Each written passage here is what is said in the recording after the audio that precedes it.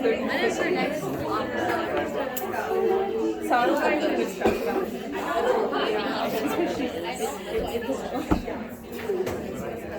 that's why I did the diagnosis. Okay, some quick reminders before we get started again, before I forget. So you guys have your sickle cell debrief tomorrow. In course point, it still looks like multiple of you have not accessed the VSIM. So please remember, you need to do the VSIM before you go do the debrief. And if it's not showing up, I may ask you to send me a copy of your completion page so I can give you the points, okay? I know course point doesn't always, I don't know, maybe you didn't hit the last return or something. But just know that I may ask you if I can't see it. We're talking about Brittany, right? Yeah. Huh? Brittany Long? Yeah. Our BFF? Okay. Yeah. Everybody's like, did we do it? I'm just making sure we're all on the same page. And I am very aware because I've had to ask some of you for Sabina because it just didn't show up. So you are asking checking, right? You want us to come double check? I will ask you if I don't see it, but this is your warning if for some reason you forgot. Please go do your VSIM so that you get the points. And can participate appropriately. Other reminders for you guys. There is a bunch of dash surveys in there for your scenarios. So if you have a chance, please go give us some feedback. It does relate mostly to your debriefing process because we know that's actually where the learning happens a lot of times. So just keep that in mind. It is kind of a total score. We do use all of the input that you guys give, including the ones if you've already gone to your peds or your OB and you want to do your site evals and get them over with, you can do those too. They're all listed for you in there. And we do pay attention to everything you guys tell us. Everybody enjoy having your community reflection due date at the end of the quarter. That's what they told me they needed last quarter. They needed it not so close. So we do pay attention. We do try to adjust what we can. And I have adjusted VSIMs, took out some, put in different ones based on the feedback. So I really do appreciate it when you guys take the time to fill them out. Okay. I think that's most of your reminders that I can think of. It is on Zoom tomorrow, so that's bonus. We can all stay at home. It's a VSIM, so I can do my debrief virtually. I know, it's amazing how it works out on that. All right, so we will still continue with our skin section. And just a quick reminder slide in that, especially for infants up to about 2 years, there are some pretty big differences in their skin versus an adult. It is thinner, it is more fragile. It's closer to your geriatric patient's skin in many respects. It does still have more tensile strength and some of those things, but just so that you guys are aware of those pieces. There are some parallels, at the beginning and the end. So when you're thinking about how do we protect thinner, fragile skin, trying to get people not to itch it is one of the things. Because when you itch it, you can break it down and introduce all the lovely bacteria that we keep on our skin routinely into those wounds. And then, because I also have more naive immune system, I can end up with an infection. And so we do see a fair amount of cellulitis in our pediatric population as well. Not all of it needing treatment, but just again, prevention is better than treatment. So when you're thinking about that, applying skin creams, ointments as prescribed, but also making sure that we're doing adequate teaching. So, an order you might receive in a chart: hydrocortisone cream applied to affected area BID. Where are you putting that? But where is that? Who knows, right? How would you find out? You can look. What's a faster way? Ask. So I've got some hydrocortisone cream in here. The next nurse said you guys needed. Where are we putting this? And they'll tell you, right? Your patient will tell you, or your parent will tell you, or the kid will tell you. But you may have to ask, because they're not always super clear in our order set. How much are you going to apply? Pea-sized. Good one. And then how much do you rub in? Gently, even at circular motions, clear film. So it should still look shiny, but not chunky. Where this falls, it changes though, is if it's a barrier cream, right? Because we're providing it for a different reason. And that you should put on like frosting, right? It should be very visible and very thick. And that's what I will tell parents. Okay, so this is a baby butt cake, and we're just going to frost it. And that's what we want it to look like. And then so that when you're wiping, you're taking off the layer of the cream and hopefully not the layer of skin. That's what you're thinking about, okay? But it's not going to tell you that in the orders. So these are things then that you're also going to have to relay to a parent, because they need to know how to be able to provide it at home, right? And this is what it looks like when they get it too. Who knows, right? We also have to make sure that we're telling them, because a lot of these are over-the-counter creams, right? Even if they're prescribed. So not to share with other family members, especially if you're worried about infection. You want to make sure that it only belongs to that child, because one bottle of hydrocortisone is everybody's bottle, right? Unless you're really specific. Okay. Infantile eczema is ouchy. Atopic dermatitis, of course, formally, but it's an inflammation, hypersensitivities. We don't usually see it until babies start taking solids, so around 6 months. And it will be worse in the winter when our skin is drier, okay? So, asthma, allergies, and eczema usually all go together because they're hypersensitivities that your body has. So most kids will have all three to some degree. It's also super itchy, you guys. So what a lot of our stuff is aimed at relieving the itch so they don't scratch it, so it doesn't get infected, so they don't have to have antibiotic treatment. It all goes back to that. But these are going to be pretty young kiddos, so 6 months to about 2 years of age, if it's pretty bad, is where we're really thinking about it. Things that can help, emollient baths. We want to make sure that the bath oil is added after they've been soaking a while for it to be maximum effectiveness. And then after that, we're going to put on our lotions and potions. So these are going to be creams that are designed to keep the moisture in. Anybody know some favorites? Aquaphor, okay? Yes, that is the cheaper one that we can use. And there's another one too. Eucerin is the other common one. That if you're going to get prescribed a cream, it's probably going to be Aquaphor or Eucerin. They are expensive, so do make sure that the doctor did write a prescription for the family so that they can use some of that insurance money if they happen to get it, okay? You're going to take that cream after the bath and you're going to coat the child. Just coat the child. And then you're going to put on mittens, socks. Knee-high socks work great. It will cover a kid's whole arm so that they don't lick it or take it off. You're going to also put them in the sleep sack or the footy pajamas or the whatever to try to, again, lock it in. That's what we're trying to do. So if we can do this moisturization, hopefully we can keep them from having that breakdown and those breakouts. And then if that's not working, we can go to all of this, okay? But again, just as we talked about with our UTI munchkin, we don't want to be bathing every day.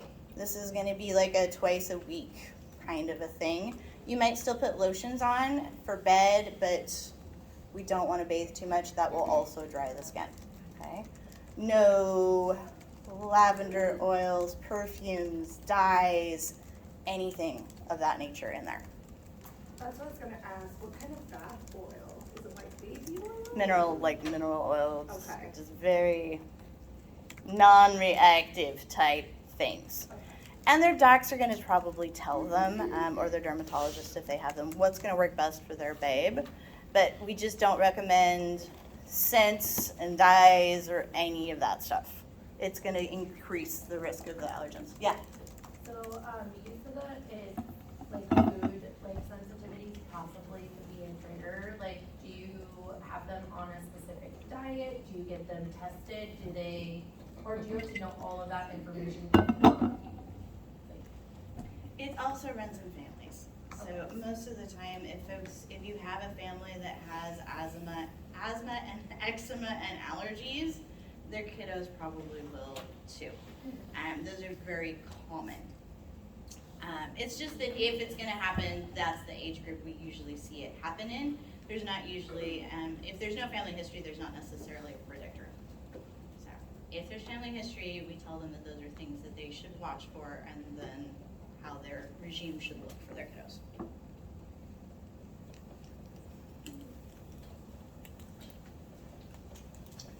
All that we're trying to do is prevent this, which is a cellulitis. So one of the things that we're thinking about for cellulitis, and I will go through the questions after we do the case study so that you guys have a little better piece on it. So what would you expect to do for a skin infection? Antibiotics? Yeah, definitely I guess depending on the severity of the infection, what, if it's IV or mouth. Right, right. What do you think they're usually infected with? Staph. And then we're checking to see if it's MRSA, which is community-wide these days, so, 50-50 shot it is. And those are things we're going to think about. But staph is pretty common. So we already know some orals that we might be able to treat with, and they will commonly be given if it's bad enough. And then we're going to tell them things to watch for, right? So if I sent you home with oral antibiotics and a skin infection, what would I tell you to watch for? Spreading, okay? Like the hot. When they get an allergy, they get the. Okay, so I also want to watch for reactions for the antibiotics. So I would look for bonus rashes. More rashes. More rashes and itching and diarrhea and all those things that I could get from that, yeah. Would you want them to watch to see if it's getting worse? And that's going to be growth, as we thought about that, but also could be bigger, fatter, more painful. So any of those things any worses, right? So Rita, basically, that you're thinking about, and you want it to be getting better and shrinking, not getting bigger and more painful. Those are things we watch.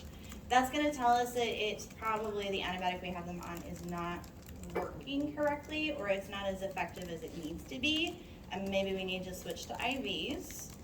What else do we need to tell parents to watch for?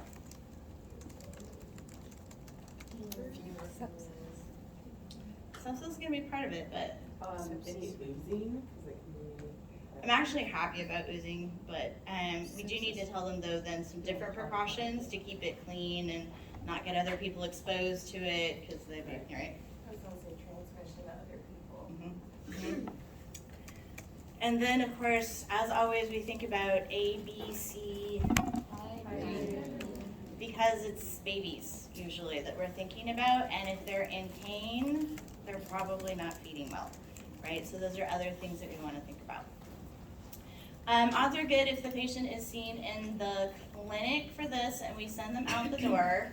They may know before we do that it's not working, because we will usually culture it if we can. If it's not open, right, NARS.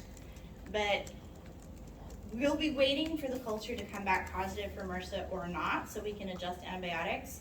But their baby will probably get sick sooner than that and go to the ED if it is. So those are things too that we can tell them. You really need to look and see if it's getting worse, if they're not eating, if you're not, any of those things that would also, so we're thinking about dehydration, but also go to your point of considering sepsis too, right? Okay. we won't focus a lot on too much on the care of burns. Again, goes right back to you think about red flags, okay? So we're looking for things to be liquid, uneven, not have linear lines. That's going to tell us it's within range for normal. So those are things that we think about. If it's going to happen, it's usually between 1 and 4, the reach and grab, explore types of stage, right? And what we're most worried about is if it involves skin around mucous membranes. And if it's fire, we're more worried about smoke inhalation, okay? So if I burn something inside where I can't see it, that is the more concerning burn because of swelling and inflammation that can close off an airway. Okay, so just for you guys to remember, especially if you go to the ED, worry more about the burn you can't see. Okay, that's the one that should scare you. Do not memorize this slide. It's just a visual, okay?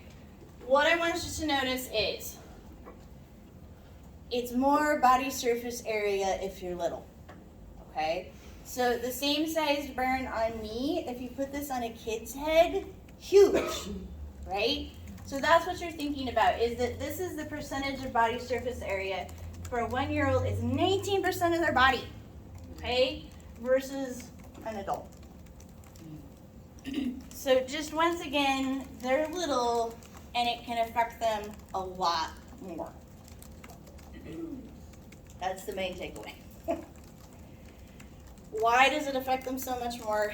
Because as we talked about, their skin is a little different as they're growing. It's more fragile, but it's also more elastic, which doesn't always help with burns because you're more likely to form scar tissue, which can then lead to contractures and movement problems. So those are things that we think about. It's bigger surface area than adults. We're going to lose more fluids, we're going to lose more electrolytes, and our metabolic rate was already increased, so we're just burning the fuel, okay? And we're going to have bigger and larger scars, more keloid type scars, okay? As kids get older, that may be also of concern to them as they think about body appearances and peers and being different.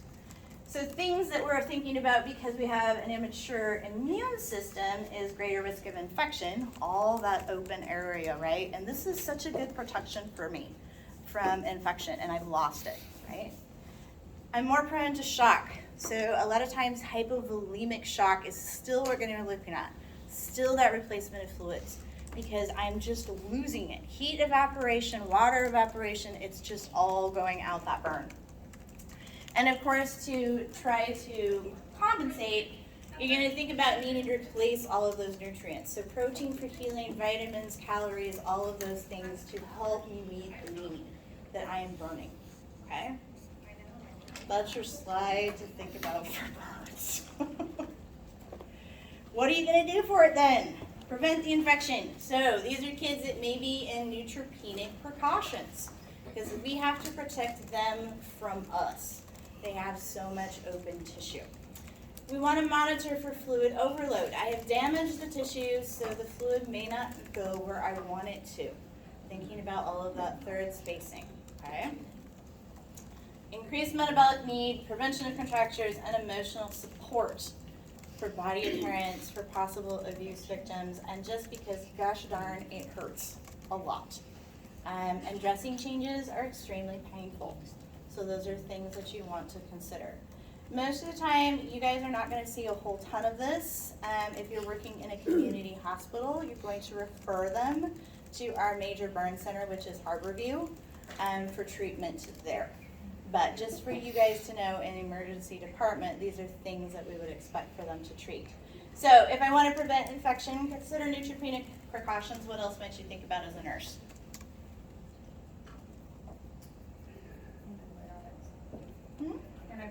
Yep.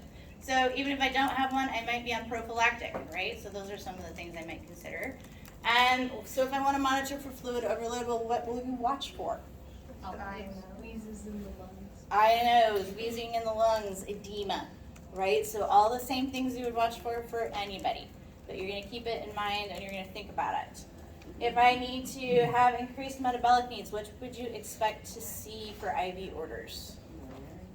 Possibly TPN and lipids, in addition to or instead of IV fluids, okay? So it could be both. Consider that. And of course, we're gonna think about really educating on the nutritional needs. It doesn't mean they can't have treats, but they might need more. Maybe you add protein to the chocolate shake, right? So things like that.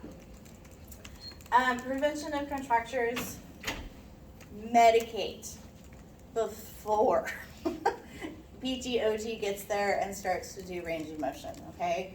Try to help them to be the best they can be for those activities so they can get the most out of them, okay? And recognize they're gonna be sore. Think about the developmental ages. How can you make it fun for them? How can you use distraction? How can you use rewards? Those are all gonna be pieces you pull in to make it work for them. And that's going to be part of providing that emotional support too. Advocate for your patient. If you haven't had time to medicate, you need to tell pt/OT, that doctor, the dressing change, the wound nurse to wait. Okay, they need to wait those 10 minutes. Do we use or avoid using NSAIDs for burns? We don't avoid using them. Okay. Um, Sure, if the skin being so open and exposed, if we would wanna avoid like blood thinners or not. Again, kids have really new equipment, so we're not too but I mean, that's just aspirin, really. Okay, Yeah, not too worried about it. As far as the other ones, that's a pretty minor. okay. So Tylenol's still a big drug of choice in pediatrics, Yeah. really. But morphine too, Yeah. really painful. Question about like thermoregulation, like wouldn't they be more cold because it's open but also hot if you burn? They're not usually hot because it's burned, but yes, they are having evaporative heat loss. So we're trying to keep it a little bit warmer in there, and usually humidified is one of the things that we'd be thinking of. Just struggling. You guys.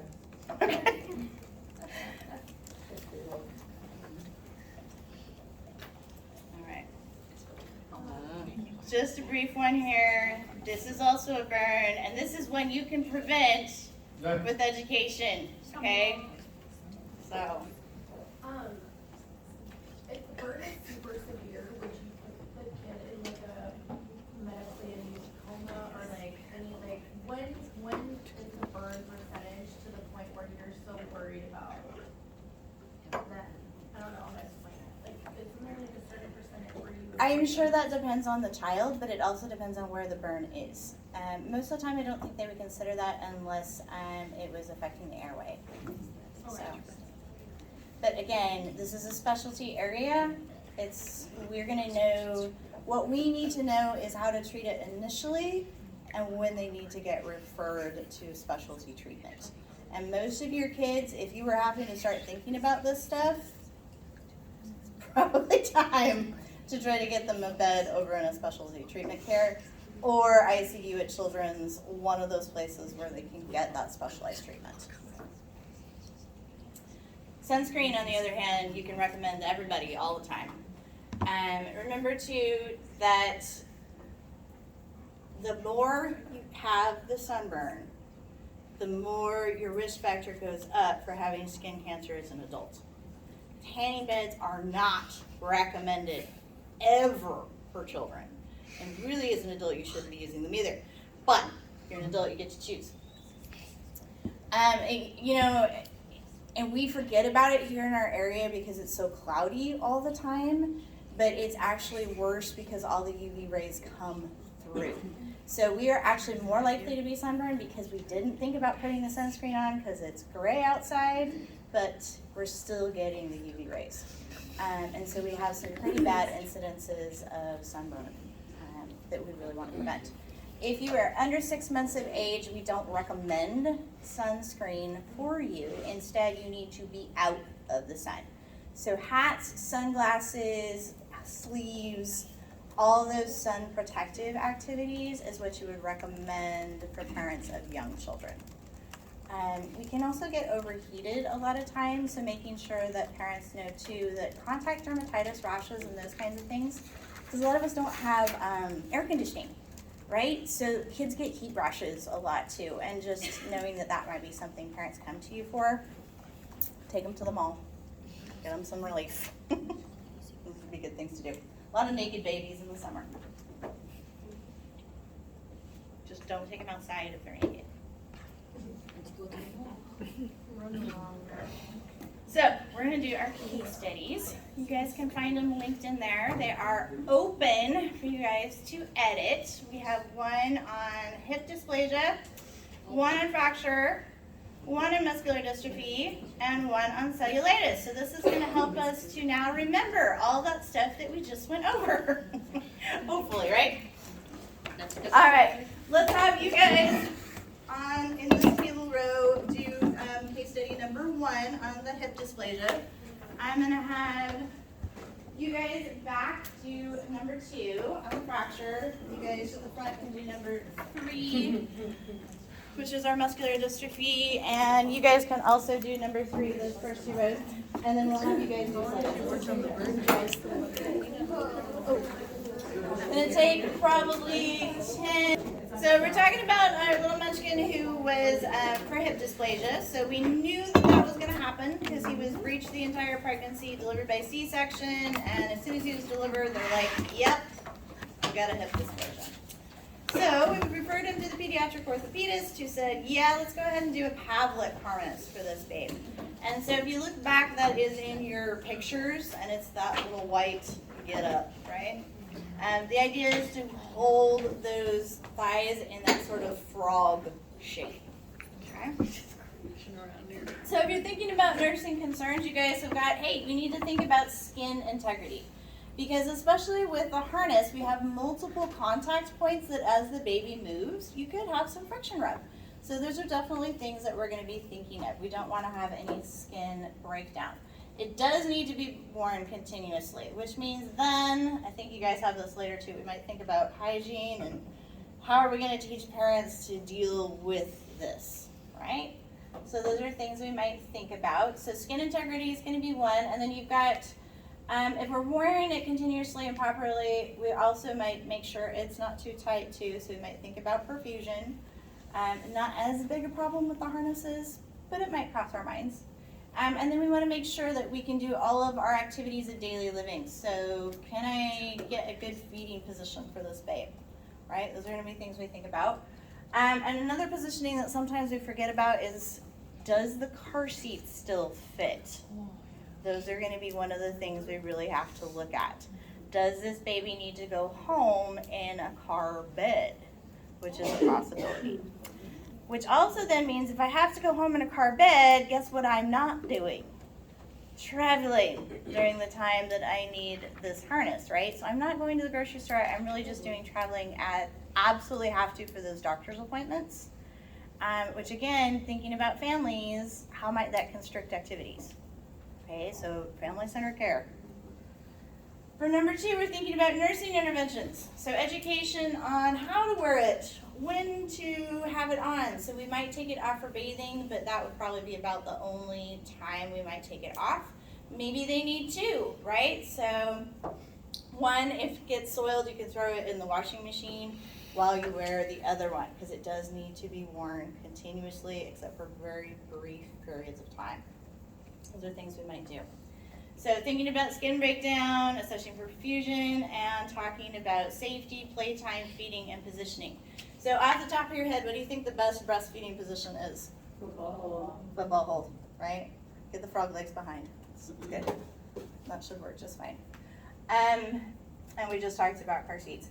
The other thing to think about is how can we prevent the friction? So any suggestions? And a lot of times it's at shoulders. Like moleskin? Moleskin's good. Anything else you're thinking of? Long sleeves. Good, which might work in the winter, may not be as fun in the summer. What was just said? Long sleeves. I was thinking long knee socks and an undershirt are recommended to prevent rubbing the skin. That works too. Another fun one that one parent told me worked great because it wicked as well as protected was dried out diaper wipes.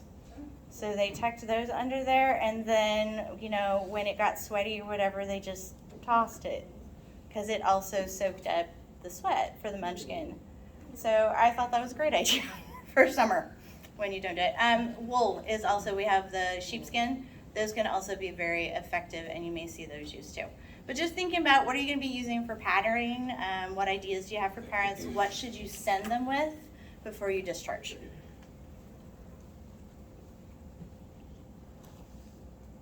And can you get them into a parents group for this, right? Because that's where all the great ideas come from. Complications, so we're thinking about skin, we're thinking about perfusion, and of course our hygiene concerns so that we don't hold feces or urine against the skin. Those are all things that we think about. Mostly for this one, it is going to be about skin. A good fit at the beginning should hopefully be all right. And that's all going to go to your discharge. How do you wear it? Hygiene, comfort, adjustments for growth, car seat safety, and feeding. Right, so all of those are going to be things that they need to think about. All right, so we'll move on to our fractures.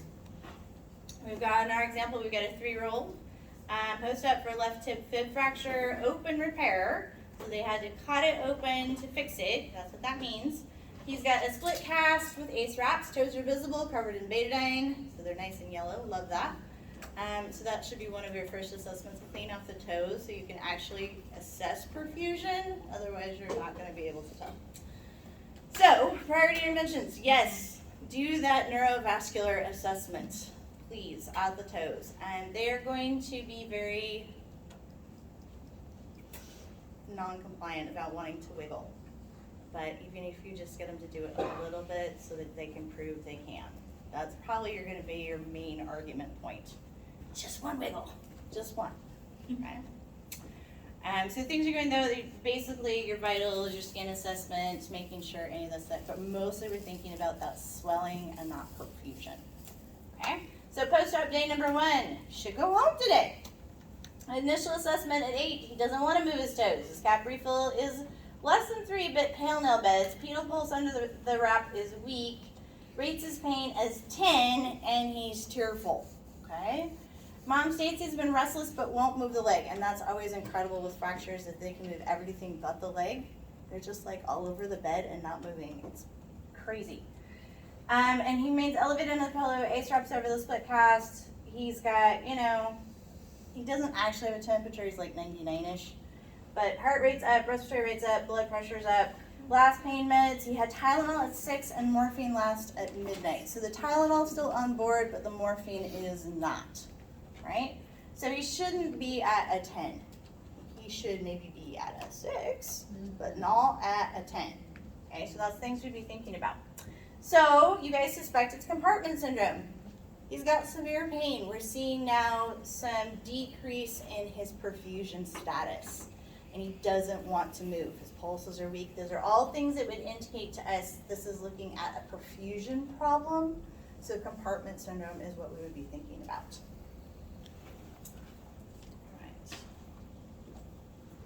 So what do we do about it? He does still have some cap refill. We're good. So you guys want to call the provider first, and I am perfectly okay with that because he's moving the wrong direction, but we're okay. Then you can, yes, that's a good idea. We didn't talk about that. NPO, anytime we think there might be need to be surgery, don't eat anything. Level of the heart is where we want it to be elevated. That might mean taking away a pillow or adding a pillow, depending on where they are. You can think about those things. We want to clip that ACE wrap, remove the top of the cast so we can get rid of the external pressure, provide oxygen, provide pain meds. Question. When you say level of the heart, we mean that the patient is laying flat, right? They can be upright a little bit at their position of comfort. So they might be then at the 30 leg will be a degrees. little bit That's too. fine. I mean, if they're like that, it's their level of comfort. But most of the time, you know, they're probably at 30 degrees. And then they have got their leg on a pillow. Okay. So you guys have done a nice job prioritizing. What do you think your patient's going to say when you start taking everything off and you don't give them any pain meds first? Ow. Yeah. You're going to need to talk to them about why you're doing what you're doing, and that the fact that removing some of the external pressure may actually help with some of the pain. It's not going to take all of it away. but it's gonna help with some of it. And that if you don't do this, it can actually get worse. So you wanna do this before I go get you pain medicine. Okay, I'm getting it for you, I promise, but I have to do this first, okay? So you just may need to talk to a parent and your child about that as you do it. The other thing you probably get questions about is, what the heck are you doing taking the cast off? They just put that on, his leg is broken. Again, it makes sense why they would ask, gonna need to explain, okay?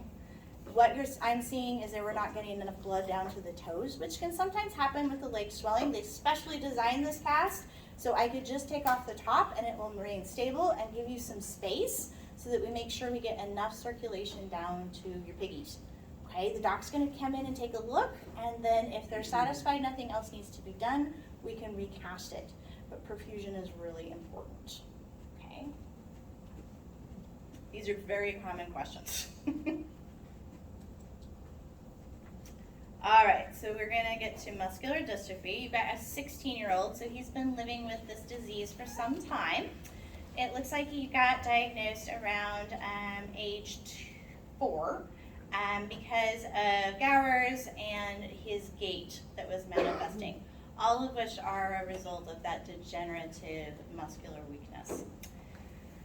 Which is continuing, and so then it just kind of gives you history, and by 16 he's hospitalized with bronchitis and pneumonia, and that's kind of where he's been. So usually what he takes is calcium and fluoride supplements at bones, right? That's where that is directed, is at bones.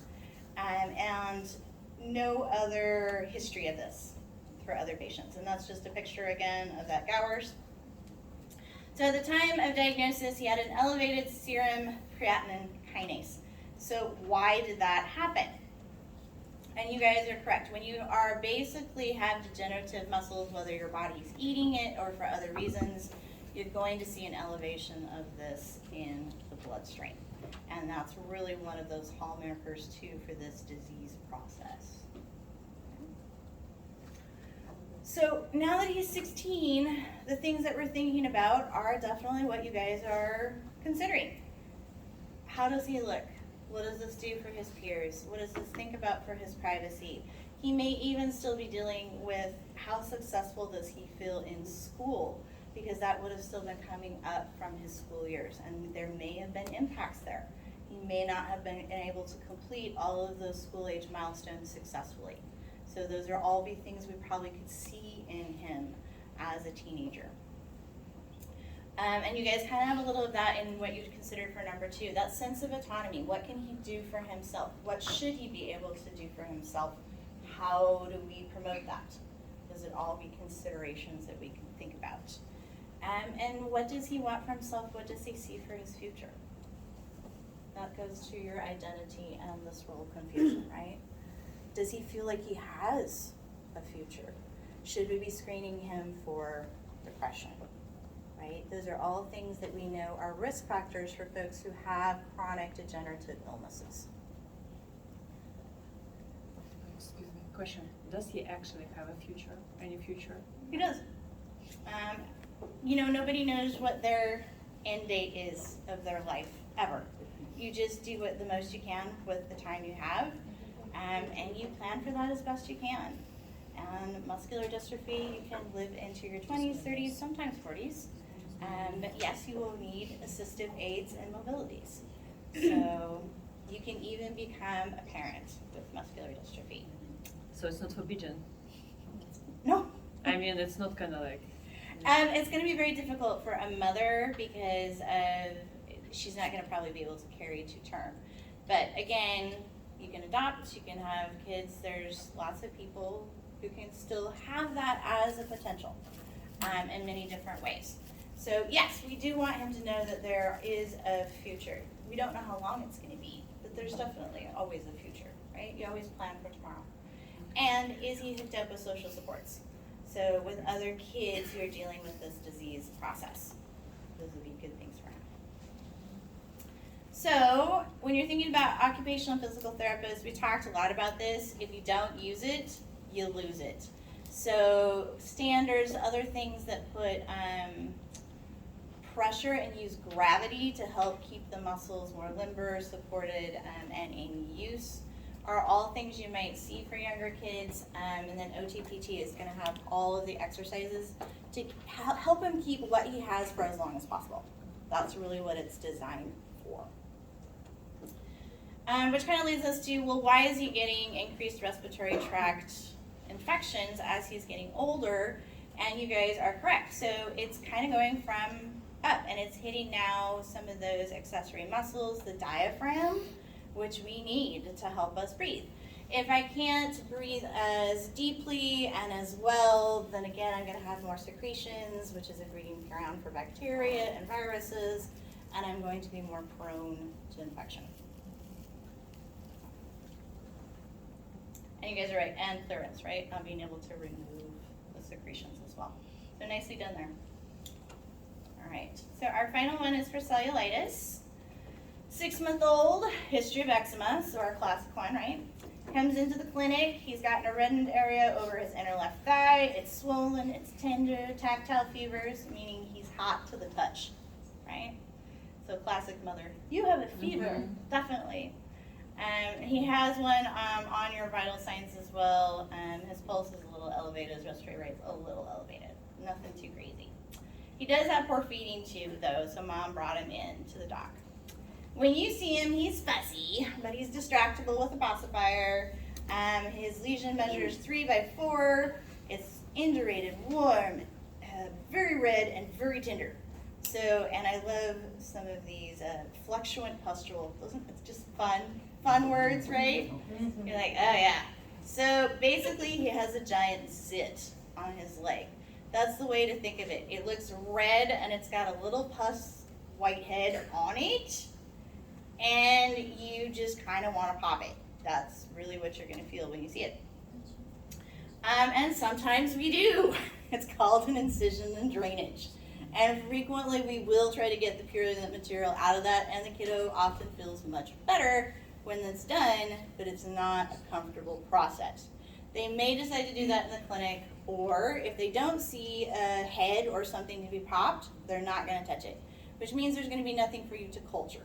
Okay, you would have to culture nares, axilla, and rectum. Those are where MRSA likes to hang out. Okay. So when we're thinking about this, what other assessments did you want to make? When did it start? What are they doing? New food. So I think you're thinking about possible allergy contaminants or things. Other family members affected. So if you know MRSA is community acquired, are there other folks in the family with bumps and rashes? That would be a really good thing to assess. Always allergies, always immunizations, hydration. So those are all good things you guys thought about. Other considerations. When mom says poor feeding, what does she mean? Right? So you're gonna really want to assess, what does baseline look like for this babe? How long are they feeding in each breast? How much time in between? Have we started solids? All of those nutrition pieces, this also will impact it for healing, right? So we want to make sure about hydration, but we also want to make sure that they're getting in enough for healing. So we want to go into nutrition a little bit. And then we want to think about, how do they usually treat the eczema? So that's also going to tell us, are we introducing bacteria from some other source? Are we keeping it hydrated enough? Are they keeping him protected so he doesn't itch it? Okay, so that also goes to sort of our, how did we get here? Those are a couple other concerns. So you're thinking about your primary concerns: infection, transmission, feeding, pain management, itching, and spreading. That covers quite a bit of it, right? So we don't want them to go into either septic or hypovolemic shock. We should monitor both things. And then I'm glad you guys recognize that pain management is a big portion here. It does hurt, and I'm not going to eat if I am painful. So those are things to consider.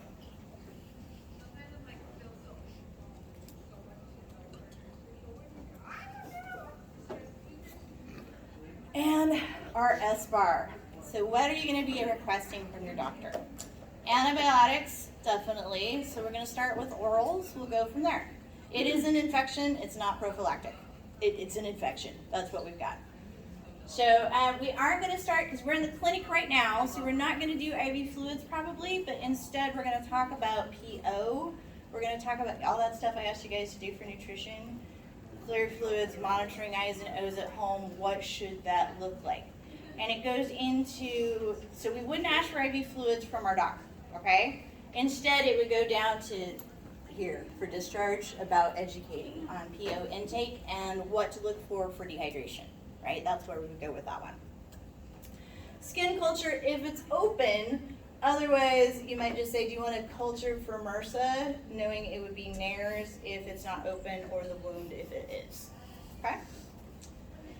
We don't have to ask remittance from the doctor. That would go under education. We would ask for probably a topical corticosteroid for itching to try to keep them away from it if necessary. Or possibly ask if they want to do a topical antibiotic cream as well. Okay? Those are all things that we could ask for the doc. The biggest one in there, you guys, is the culture. So would the mittens not be considered? You just don't need an order for it. Well, that's what I'm asking. Because are the mittens not? I didn't write it, but Yeah. Are the mittens not considered like a like tied down or restraining? No. They are for adults now at the hospital. They are for adults, but because of the developmental stage of the infant and it's protective, and they still can move everything inside of them, it's not considered restraining. And it's a suggestion for the parents as an education piece. They don't have to use it. Okay? All right. And you guys have got it. We're watching for infection increasing. Don't forget about the dehydration and then eczema management at home, and we will provide all of that information. Okay? All right. That is it for your mobility and skin. For those of you who would like to, I will take about 10 minutes and review your exam. But that's optional. You don't have to sit if you want to. I want to say,